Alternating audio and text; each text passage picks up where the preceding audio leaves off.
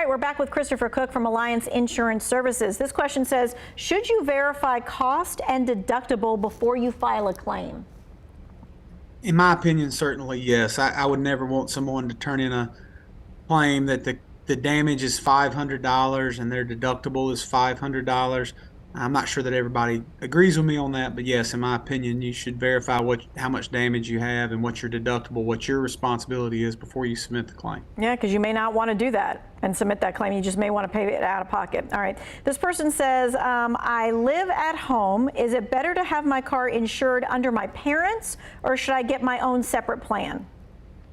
Yeah, it's a little bit of a complicated topic, Tanya, but in general, all the household members should be on one policy. There could be caveats to that, but in general, all the household members should be under one policy until that person moves out. Now, as you start talking about moving out and building credit and having proof of prior insurance and being a responsible adult, all those things make it a little more complicated, but just statutorily in general, one policy. All right, now when you say moving out, what does that do when you have a kid who's away at college? You keep them underneath your policy? 100%, yeah. Okay. College students, parents are still responsible. They stay on parents' policy. Okay, this next question is about Kia and Hyundai owners. Are they being taxed at a higher rate of insurance because of the security issues with their cars? Well, taxed is something that governments do, but insurance carriers are charging a little higher premium. Some carriers are actually choosing to not insure those two types of cars until those needed updates are made across the board. So it has made it complicated for Hyundai and Kia owners to get insurance or to pay the same rates. One of two things have happened. Some carriers aren't selling policies on those cars. Other carriers are raising premiums. Yeah, that's a really bad situation to be in. All right, this person says, what insurance do I need for a leased car? You still need liability insurance and what we call physical damage, comprehensive and collision. When you lease a vehicle, it's not a whole lot different than buying it with a loan. There obviously are legal differences, but you still are responsible for insuring that vehicle the same way. Most lease companies require you to carry a higher liability limit than the state minimums. All right, let's talk about what is liability.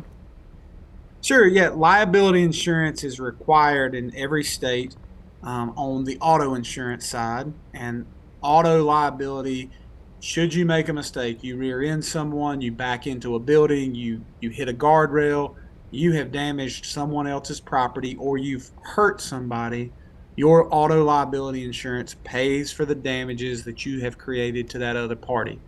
There's also liability insurance on your homeowner's policy, which would pay for damages that you've created as part of being a homeowner. Okay, well, someone just texted this. Is it true if someone gets hurt on your property, you have to pay their medical bill? Yes. Plain and simple, just yes?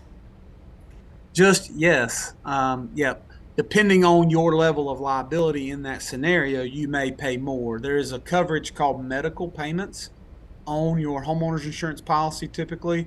That is a small amount, typically $1,000, $5,000, $10,000. That is any injury that happened to someone who's not a family member, that medical payment limit would pay to. But if someone gets injured on your property because you are liable, you and I talk about and joke about trampolines a lot. If a young person comes to my house, jumps on my trampoline, and they fall off of it because I didn't have it properly netted, and they're injured, I am liable. They were injured on my property. My homeowner's policy is going to have to pay a liability insurance claim. If my dog bites you, I'm liable. My liability insurance policy is going to have to pay a liability claim for your injuries. If the Amazon driver is walking up my sidewalk and he trips and he breaks his ankle, am I liable? Yep. Okay. All right.